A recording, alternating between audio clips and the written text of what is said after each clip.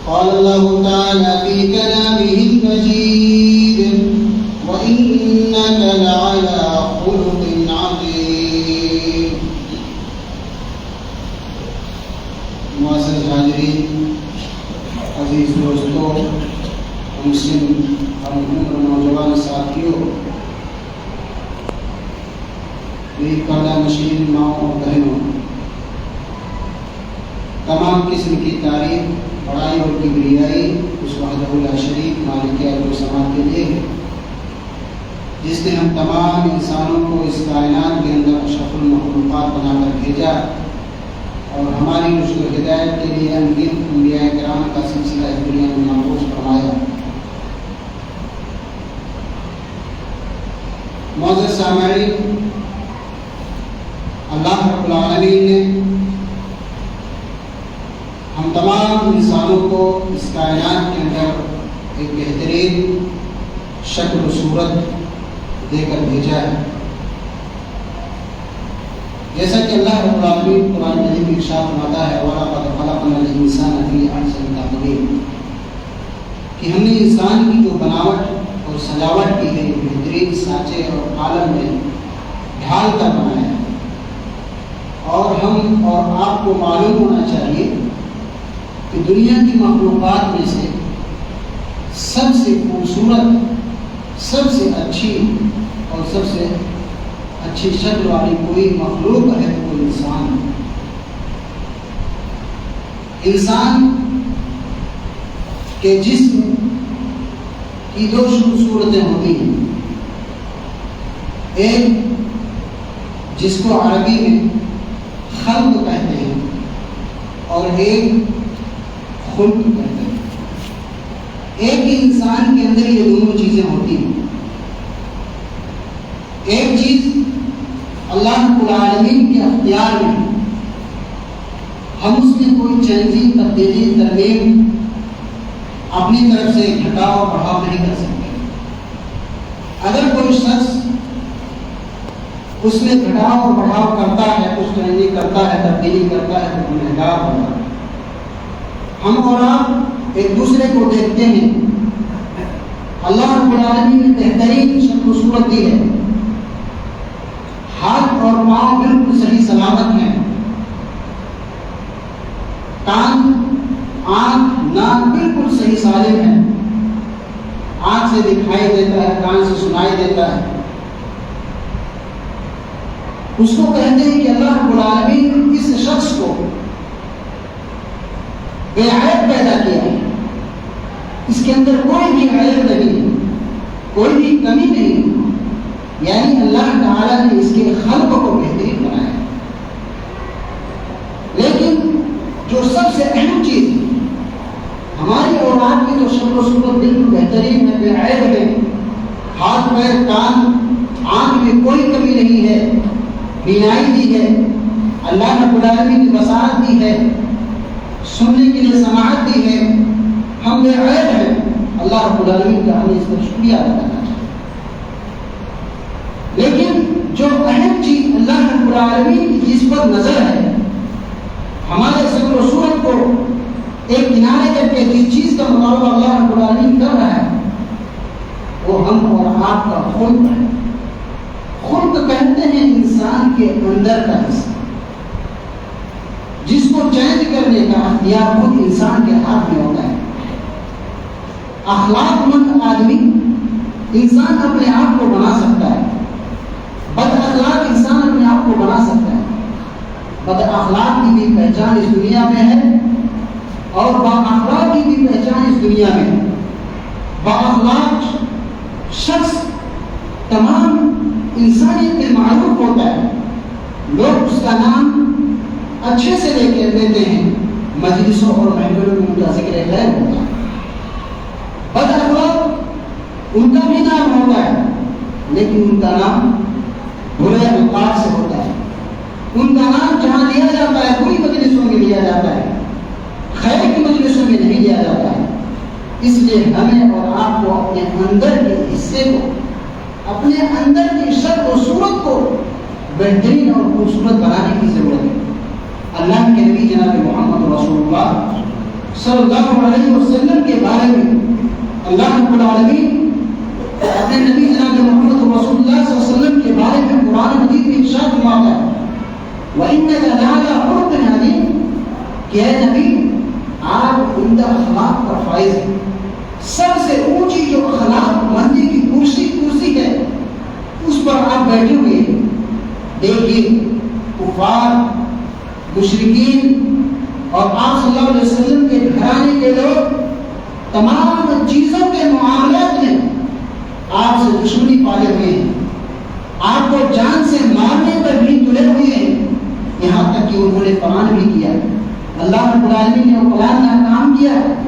لیکن ایک چیز آپ کے اخلاق کے بارے میں کوئی انگلی نہیں اٹھا سکتا تھا.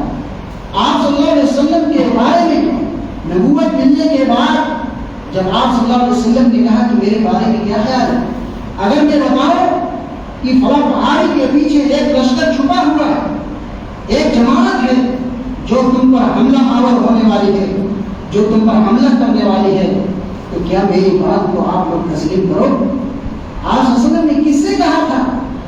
صحابہ کرام سے نہیں کہا تھا, بلکہ آپ نے وہ لوگ جو اسلام نہیں لائے تھے, مشرکین تھے, تمام چیزوں کا انکار کیا, لیکن وہاں پر کہا ماں جب بننا اللہ یہی تصویر کا کہ ہمارا جو تجربہ ہے بچپن سے لے کے آج تک ہم نے کبھی آپ کو جھوٹا نہیں پایا, آپ کو بد اخلاق نہیں پایا, آپ کے اندر کا حصہ کبھی گندا نہیں پایا. اس لیے ہم اور آپ کو بھی نبی کریم صلی اللہ علیہ وسلم جیسا اخلاق مند ہونے کی ضرورت ہے. صحابہ کرام نے حضرت عائشہ صدیقہ رضی اللہ تعالیٰ عنہا سے سوال کیا کہ اما عائشہ ذرا بتائیے کہ نبی کریم صلی اللہ علیہ وسلم کا اخلاق کیسا تھا؟ اما عائشہ صدیقہ رضی اللہ تعالیٰ عنہ نے کہا کانا خلقہ القرآن, کہ آپ صلی اللہ علیہ وسلم کا اخلاق پورا کا پورا قرآن تھا. آپ صلی اللہ علیہ وسلم نے اخلاق مندی کے لیے دعا مانگنے کے لیے اپنی امت کو ایک دعا سکھلائی کہ جس طرح سے انسان کی ظاہری شکل و صورت بالکل صحیح ہے, اسی طرح سے اندر کا حصہ بھی صحیح ہو جائے. آپ صلی اللہ علیہ وسلم نے وہ دعا کیا سکھلائی؟ اللہم کما حسنت خلقی فحسن خلقی, کہ اے العالمین, اے پروردگار, جس طرح سے تو نے میری ظاہری شکل و صورت کو صحیح بنایا ہے, بے عیب بنایا ہے, اسی طرح سے میرے اندر کے حصے کو بھی تو صحیح کر. دوسری جگہ آپ صلی اللہ علیہ وسلم نے ایک دعا سکھلائی اور بار بار آپ صلی اللہ علیہ وسلم وہ دعا کیا کرتے تھے, اللہم اہدنی لأحسن الاخلاق لا یہدی لأحسنها الا انت واصرف عنی سیئها لا یصرف عنی الا انت, کہ اے پروردگار تو مجھے عمدہ اخلاق کی طرف ہدایت کرنا, رہنمائی کر میری, کیونکہ اچھے اخلاق کی طرف رہنمائی سے تیری ذات ہی کر سکتی ہے. اور جو بد اخلاقی کے راستے ہیں, بد اخلاقی کے جو سوتے ہیں, اے اللہ تو مجھ سے اس کو پھیر دے, کیونکہ اس راستے سے پھیرنے والا صرف تیری ذات. اس لیے ہم اور آپ کو بھی دعا مانگنی چاہیے, ہم اور آپ کو بھی اپنے اندرونی حصے کو صحیح کرنا چاہیے. ہم صوم و صلات کے پابند ہیں, بالکل نماز وقت پر ادا کرتے ہیں, نماز قضا نہیں ہوتی ہے, قرآن مجید کی تلاوت بھی وہ دیر کرتے ہیں, غریبوں مسکینوں کے لیے خیر خواہ ہیں, ان پر خرچ کرتے ہیں, لیکن ہمارے اندر کا حصہ وہ صحیح نہیں ہے. ہم بد اخلاق ہیں, ہمارا اخلاق ایسا ہے کہ خود ہمارے سگے بھائی کو ہم سے شکایت رہتی ہے, خود ہمارے پڑوسی کو ہم سے شکایت رہتی ہے, گاؤں کے لوگوں کو ہم سے شکایت رہتی ہے, ہماری زبان سے کوئی محفوظ نہیں ہے, ہمارے کردار سے کوئی مطمئن نہیں ہے, ہمارے چال چلن کو کوئی پسند نہیں کرتا ہے. تو جان لیجیے اللہ رب العالمین کے یہاں یہ بہت ہی ناگوار چیز ہے, ناپسندیدہ چیز ہے. اگر ہم اور آپ احادیث کے اندر اخلاق مندی کی اہمیت کو جاننے کی کوشش کریں گے تو اس کے بارے میں بہت ساری احادیث آپ پائیں گے. خود نبی کریم صلی اللہ علیہ وسلم نے فرمایا مکارم الاخلاق, کہ اللہ رب العالمین نے مجھے اسی لیے دنیا میں بھیجا ہے کہ میں اخلاق کو پورا کروں. آپ صلی اللہ علیہ وسلم نے کہا کہ اگر کل قیامت کے دن جب بندے کا وزن ہوگا نام اعمال اس کا تولا جائے گا تو سب سے زیادہ اگر کوئی وزنی چیز ہوگی تو وہ بندے کا اخلاق ہوگا۔ حضرت ابو درداء رضی اللہ تعالیٰ عنہ اس حدیث کے رائے ما من شيء أثقل في ميزان المؤمن يوم القيامة من حسن الخلق کہ اچھے اخلاق سے زیادہ بندے مومن کے وزن میں اس کے اعمال میں کوئی چیز وزنی نہیں ہو سکتا ہے، کوئی چیز بھاری نہیں ہو سکتا ہے۔ اور آپ صلی اللہ علیہ وسلم یہ بھی کہتے تھے ان اللہ یبغض الفاحش البذیء کہ اللہ رب العالمین جو فحش کرتے ہیں، بد اخلاقی کا مظاہرہ اپنی زبان سے کرتے ہیں، اپنی زبان سے گالی گلوچ بکتے ہیں، لوگوں کو برا بھلا کہتے ہیں، اپنی زبان سے نازیبا کلمات ادا کرتے ہیں، تو اللہ رب العالمین ایسے لوگوں کو پسند نہیں کرتا۔ اللہ کے نبی جناب محمد رسول اللہ صلی اللہ علیہ وسلم نے ارشاد فرمایا کل قیامت کے دن میری امت میں سب سے زیادہ وہ شخص میرے قریب ہوگا اور میری نظر میں سب سے زیادہ محبوب وہ شخص ہوگا جو عمدہ اخلاق کا مالک ہوگا، میرے قریب ہوگا، اس کی مسلط اس سے بالکل میرے قریب لگی ہوئی ہوگی، اور جو شخص بد اخلاق ہوگا جس کی زبان صحیح نہیں ہوگی، جس کی زبان سے اچھے کلمات نہیں ادا ہوں گے، وہ کل قیامت کے دن میرے نزدیک سب سے زیادہ مقبول ہوگا، ناپسندیدہ ہوگا، اور اس کے جو بیٹھنے کی جگہ ہے وہ مجھ سے بہت زیادہ دور ہو جائے گی۔ میرے بھائیوں، تو ہم اور آپ کو اگر نبی کریم صلی اللہ علیہ وسلم کا قریبی ہونا ہے، اللہ کو اس کے رسول کی نظر میں پسندیدہ بننا ہے، تو ہمیں عمدہ اخلاق کا مالک بننا پڑے گا۔ اگر ہمارے اندرونی حصے میں کچھ کمی ہے، کھوٹ ہے، کچھ گڑبڑی ہے، تو آج ہی سے ہم اور آپ اس کی اصلاح کریں۔ ایسا نہ ہو کہ ہم اپنے بھائی کو تکلیف دیتے رہے، زندگی کے آخری موڑ تک ہم نے اس سے معافی تلافی نہیں کی، ہم اس کے ساتھ عمدہ اخلاق سے پیش نہیں آئے، جب بھی ملے گالی گلوچ دیتے ہوئے، اس کے اوپر لعن و طعن کرتے ہوئے اس سے ملاقات ہوئی، اور جب ہمارا جنازہ رکھا ہوا ہے ہمارے گھر کے لوگ کھڑے ہو کر کہہ رہے ہیں کہ ہمارے اس والد نے، ہمارے بھائی نے، ہمارے بیٹے نے یا گھر کا کوئی بھی فرد ہو، اس کی طرف سے ایک شخص کھڑا ہوتا کہتا ہے اگر دل سے کوئی تکلیف کسی کو پہنچی ہو، بد اخلاقی سے کسی سے پیش آئے ہو تو معاف کر دیجیے۔ یہ نوبت آئے ہی نہ، ہم اور آپ آج ہی سے اپنے اخلاق کو صحیح کرنے کی کوشش کریں۔ ایک دوسرے کو اگر ہماری زبان سے، ہمارے اعمال سے، ہمارے ہاتھ اور پیر سے کوئی ٹھیس پہنچی ہو، تکلیف پہنچی ہو، تو اخلاق مندی کا مظاہرہ کرتے ہوئے ان سے معافی اور تلافی کریں۔ حضرت عبداللہ بن عمر رضی اللہ تعالیٰ عنہ ارشاد فرماتے ہیں، وہ کہا کرتے تھے ما كان رسول اللہ صلی اللہ علیہ وسلم فاحشا ولا متفحشا، کہ اللہ کے نبی جناب محمد رسول اللہ صلی اللہ علیہ وسلم اپنی زبان سے کبھی برے کلمات نہیں ادا کرتے، اور آپ کی یہ عادت بھی نہیں تھی کہ آپ برے کلمات ادا کریں۔ اور آپ صلی اللہ علیہ وسلم یہ بھی کہتے تھے وَكَانَ يَقُولُ صلی اللہ علیہ وسلم إِنَّ مِنْ خِيَارِكُمْ أَحْسَنُكُمْ أَخْلَاقًا، کہ ان میں سے سب سے زیادہ محبوب وہ شخص ہے، پسندیدہ وہ شخص ہے جو اپنے اخلاق میں بہتر ہو۔ میرے بھائیوں، تو ہم اپنے اخلاق کو صحیح کریں، اپنے اخلاق کو درست کریں۔ آج ہماری جو 63 سالہ 70 سالہ زندگی ہے، یہ ایک عمارت کی طرح ہے، ہمیں غور کرنی چاہیے کہ ہم اس عمارت کی بنیاد سے لے کر کے چھت تک، یعنی موت تک جو یہ دیوار ہے، اس میں گارے اور مٹی کس حساب سے لگائیں، ہمارا پرورش کس طرح سے ہوا، ہمارا لوگوں کے ساتھ لین دین کیسا رہا، ہمارا برتاؤ کیسا رہا، اس پر غور کرنے کی ضرورت ہے۔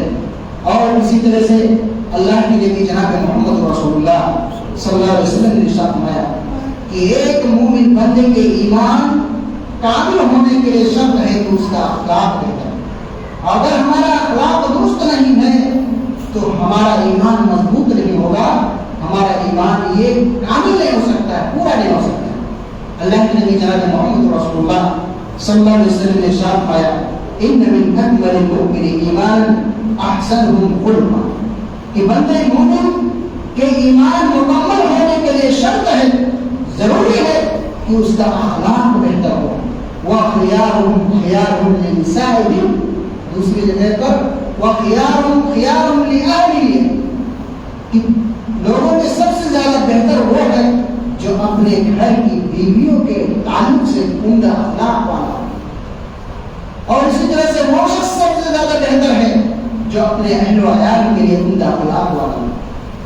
تو انسان کو سب سے پہلے ضروری ہے کہ اپنے گھر والوں کے ساتھ، خاص طور سے اپنی بیوی بچوں کے ساتھ اخلاق سے پیش آئے۔ ایسا نہ ہو کہ آدمی گھر سے نکلتا ہے، گھر کے لوگ، اس کے بچے، اس کی بیوی خوشی محسوس کرنے لگتے ہیں کہ ہاں اچھا ہوا گھر سے نکل گئے، باہر جاتے ہیں، اپنے دوستوں میں بیٹھتے ہیں، ہنسی اور خوشی کے ساتھ رہتے ہیں، یعنی وہاں پر ان کے چہرے پر حساسیت چھائی رہتی ہے، وہ ہنستے مسکراتے ہیں، لیکن جیسے وہ گھر کی چہار دیواری میں قدم رکھتے ہیں، چوکھٹ پہ قدم رکھتے ہیں، بالکل ایسا لگتا ہے کہ کوئی گھر میں کوئی شیر آ گیا ہو، گھر میں کوئی ایسا جانور آ گیا ہو جس کی صفت یہ ہو کہ وہ چیر پھاڑ کرنے والا ہو۔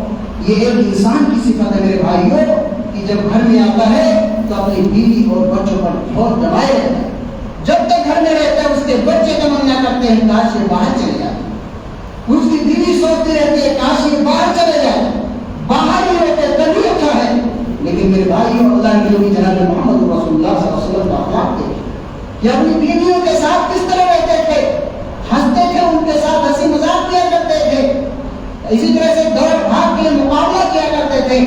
بچوں کے ساتھ آپ کا حسن اخلاق دیکھیے کہ مسجد میں نماز پڑھ رہے سجدے کی حالت میں ہیں، آپ کا نواسا حضرت حسن رضی اللہ تعالیٰ عنہ جن کی شہادت پر ہم اگلے ہفتے میں خطبہ جمعہ میں پوری تفصیل کے ساتھ سنیں گے، وہ ابھی بچے ہیں، وہ آ کر پیٹھ پر سواری کے طور پر چڑھ جاتے ہیں، نبی کائنات جناب محمد رسول اللہ صلی اللہ علیہ وسلم سواری بن جاتے ہیں، وہ حضرت حسن رضی اللہ تعالیٰ عنہ پیٹھ پر سوار رہتے ہیں۔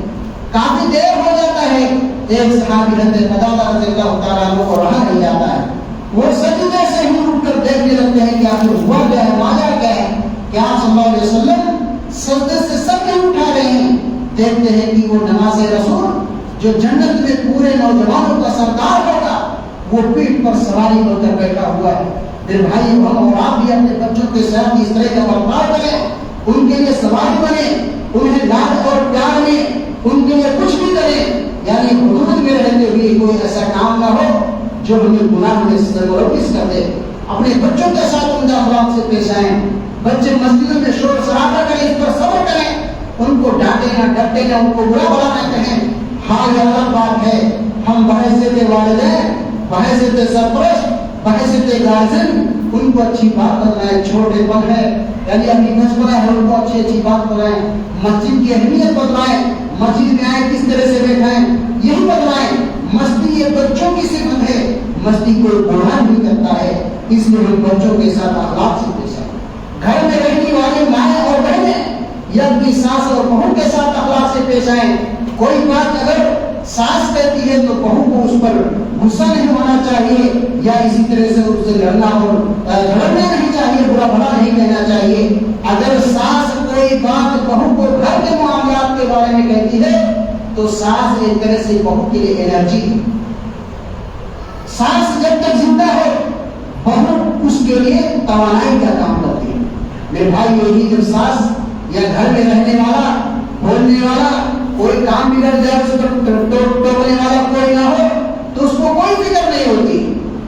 بہت سارے ایسے گھر ہیں جہاں پر دیکھا گیا ہے ایک ہی گھر کا کام ایک بہو سے نہیں ہو پاتا ہے، اس کی بہنوں کو بنانا پڑتا ہے، یا اسی طرح سے رشتے داری میں سے کوئی خاتون آتی ہے، کوئی لڑکی آتی ہے جو گھر کا کام کرتی ہے، صرف اس وجہ سے کہ وہ کسی کی بول نہیں سہ پاتی ہے، کسی کی بات نہیں سہ پاتی ہے، اس لیے بہو کو اگر ساس کچھ بات بولتی ہے تو اس پر صبر کرنا چاہیے اور جب تک وہ زندہ ہے اس کے ساتھ اخلاق سے پیش آنا چاہیے۔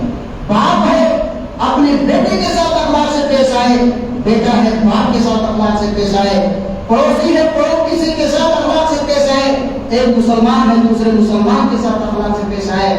آج معاملہ یہ ہے دیکھنے میں تو لوگ بالکل صاف اور شفاف دکھتے ہیں، کرتا اور پیجامے ملبوس ہیں، ٹوپی بھی لگائے ہوئے ہیں، بڑی بڑی داڑھیاں بھی ہیں، لیکن جب ان کے اندر کا حصہ دیکھا جاتا ہے، سماج میں ان کا اخلاق کیا ہے، سماج میں ان کی فطرت کیا ہے، سماج میں ان کا لین دین یا ایک دوسرے سے ویوہار کیا ہے تو معاملہ بالکل زیرو ہو جاتا ہے.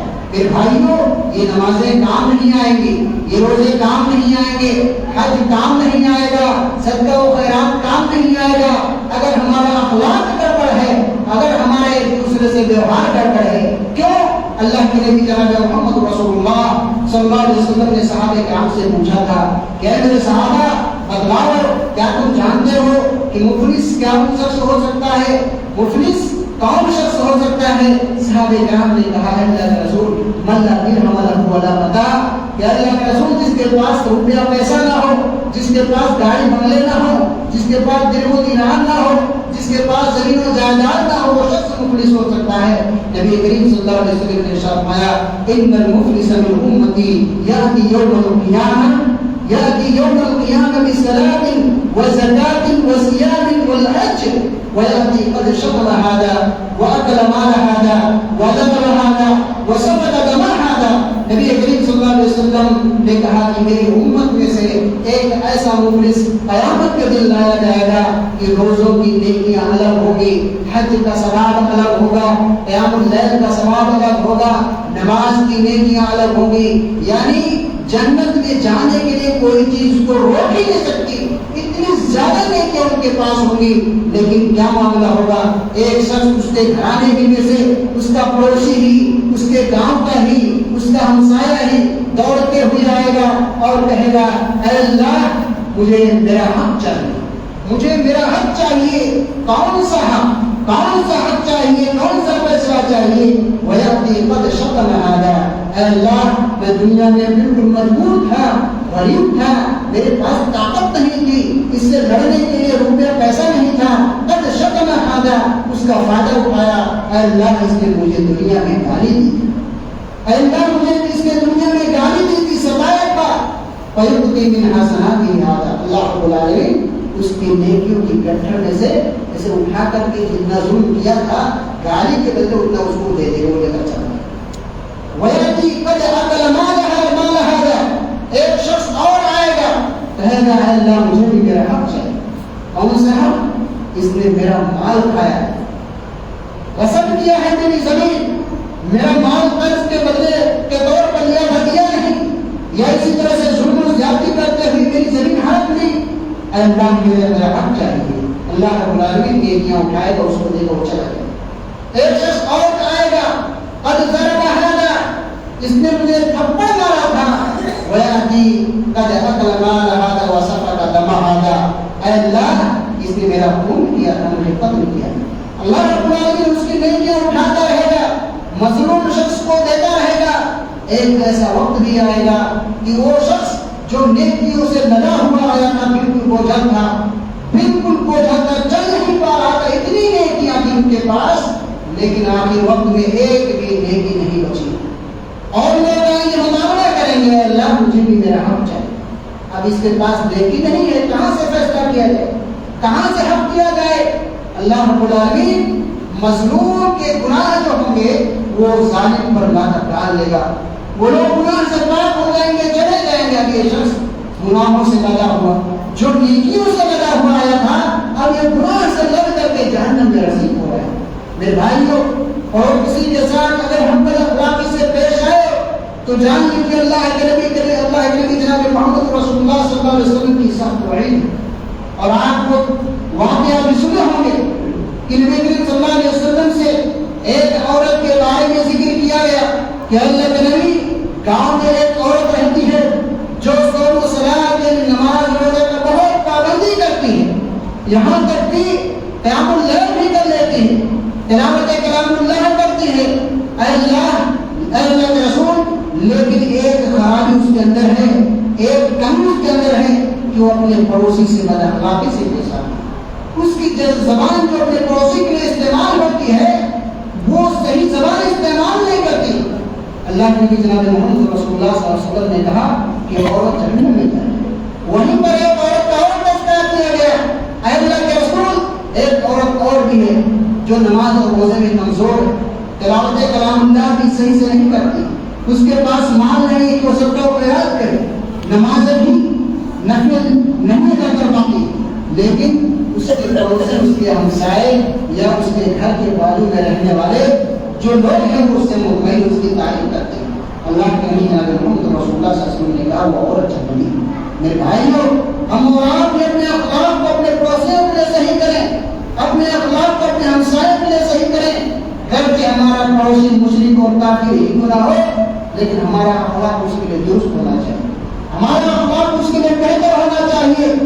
اور یہ اخلاق ایسی چیز ہے کہ ایک انسان جب اخلاق مند ہو جاتا ہے، اس کا اخلاق درست ہو جاتا ہے، تو وہ ایک صاحب صلاۃ یعنی نماز پڑھنے والا اور روزہ رکھنے والا اس کے بھی آگے نکل جاتا ہے، اس سے بھی آگے نکل جاتا ہے۔ اس لیے ہمیں اخلاق مند ہونے کی ضرورت ہے۔ امام ابو بکر رضی اللہ تعالیٰ عنہ روایت کرتے ہیں، فرماتے ہیں اللہ کے نبی جناب محمد رسول اللہ صلی اللہ علیہ وسلم نے ارشاد فرمایا کہ میں اس شخص کے لیے جنت کی ضمانت دیتا ہوں جو شخص مذاق میں بھی جھوٹ نہ ہو، اور اس شخص کے لیے بھی جنت کی ضمانت دیتا ہوں ایک گھر کی جو اخلاق مند ہو۔ میرے بھائیوں، شیخ سعدی رحمۃ اللہ فرماتے ہیں انسان اپنی زبان کو کاٹ کر گھر میں بیٹھا رہے، یہ اس کے لیے بہتر ہے کہ اگر وہ اپنی زبان پر قابو نہ پا سکے۔ اس لیے زبان بہت ہی اہمیت کا حامل ہے، یہ زبان ہمارے اندر کے حصے کو ظاہر کرتی ہے۔ اگر ہم بات چیت کرتے ہیں اس میں ہم بد اخلاقی سے پیش آتے ہیں تو اس کا مطلب ہمارا اخلاق درست نہیں ہے، اس لیے ہم اپنی زبان سے اس اخلاق کا مظاہرہ کر رہے ہیں، اس کو ظاہر کر رہے ہیں۔ اللہ کے نبی جناب محمد رسول اللہ صلی اللہ علیہ وسلم نے فرمایا من یظلم ما بین رجلین وما بین رجلین اظلمہ الجنہ، کہ اگر کوئی شخص اپنے دونوں یعنی اپنی زبان کے اندر کوئی شخص جو ہے ضمانت لے لے کہ اس کو صحیح ڈھنگ سے استعمال کرے گا اور اسی طرح سے اپنی شرمگاہ کی حفاظت کر لے تو میں اس کی جنت کے گھر کی ضمانت لیتا ہوں۔ اور اسی طرح سے اللہ کے نبی جناب محمد رسول اللہ صلی اللہ علیہ وسلم سے سوال کیا گیا کہ اے اللہ کے رسول، سب سے زیادہ جنت میں لے جانے والی کون سی چیز ہے؟ تو آپ سے اس کی اشارہ تقوی اللہ و حسن الخلق، اللہ رب العالمین کا تقوی ہے اور یہ اخلاق۔ اور پھر سوال کیا گیا سب سے زیادہ جہنم میں لے جانے والی کون سی چیز ہے؟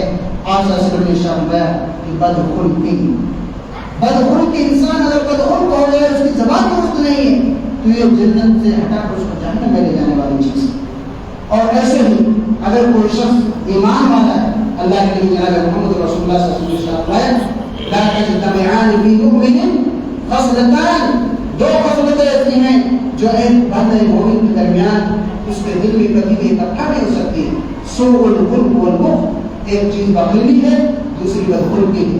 اس لیے ہم اور آپ اندر کے حصے کو درست کرنے کی کوشش کریں۔ اللہ رب العالمین سے دعا ہے بارد آپ تمام لوگوں کو اخلاق مند بنا۔ الہ العالمین ہم اور آپ تمام مسلمانوں کو اللہ رب العالمین اپنے اندر کے حصے کو درست کرنے کی توفیق عطا فرما۔ الہ العالمین ہمیں سے جو بھائی مقروض ہیں ان کے قرض کی ادائیگی کا کوئی حلال ذریعہ عطا فرما دے۔ الہ العالمین ہمیں سے جو بھائی بیمار ہیں ان کو شفا کاملہ واقعہ عطا فرما دے۔ الہ العالمین ہم پر تو اپنی باران رحمت کا نزول فرما۔ اللہم اغثنا، اللہم اغثنا، اللہم اغثنا، اللہم اسقنا غیثا مغیثا مریعا مریعا، اللہم اسقنا، اللہم اسقنا، اللہم اسقنا، اللہم اسقنا۔ اللہ رب العالمین سے بارش کے لیے دعا کرتے رہیں، یہ سخت دھوپ ہے، شدت ہے، ایسا نہ محسوس کریں کہ بارش ہوگی۔ اللہ رب العالمین کو ہمیشہ یاد رکھیں، اللہ رب العالمین سے دعا کرتے ہیں اللہم اغثنا، اللہم اغثنا، اللہم اغثنا۔ الہ العالمین تو تمام مسلمانوں کو نیک بنا، نمازی بنا، تقوی گزار بنا، پرہیزگار متقی بنا، آمین یا رب العالمین۔ تقبل یا رب العالمین۔ بارک اللہ لنا ولکم فی القرآن الحکیم ونفعني وإياكم بالآيات والذكر الحكيم إنه تعالى جواد كريم ملك ورؤوف رحيم۔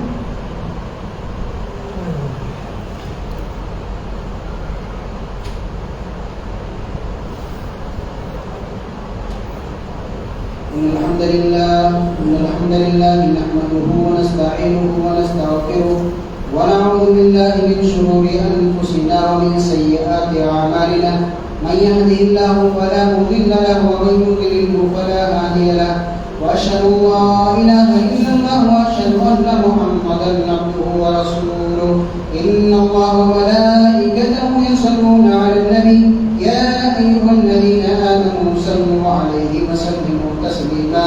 اللهم صل على محمد وعلى آل محمد كما صليت على إبراهيم وعلى آل إبراهيم إنك حميد مجيد اللهم بارك على محمد وعلى آل محمد كما باركت على إبراهيم وعلى آل إبراهيم إنك حميد مجيد عباد الله رحمكم الله إن الله يأمر بالعدل والإحسان وإيتاء ذي القربى وينهى عن الفحشاء والمنكر والبغي يعظكم لعلكم تذكرون ولذكر الله أكبر والله يعلم